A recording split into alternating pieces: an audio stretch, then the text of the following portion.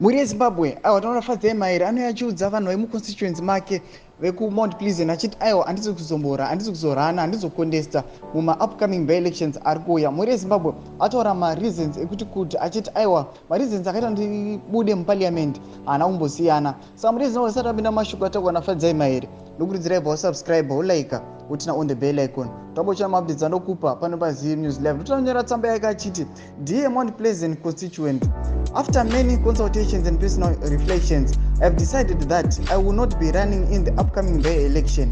The conditions that drove me to resign in the first place have not changed.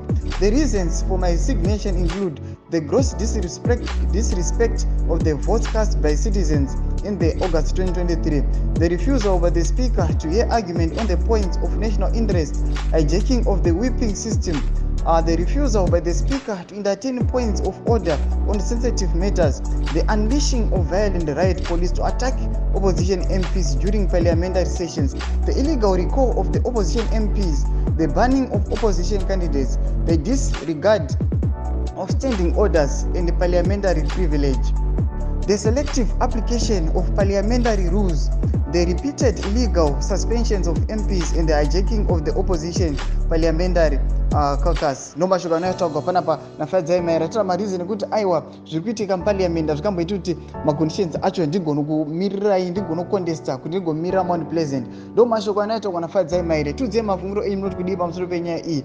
Aiwa pine comment section medu musangana nosubscribe kulaika totina on the bell icon. Tonombochana maupdates anokupa pano paZim News Live.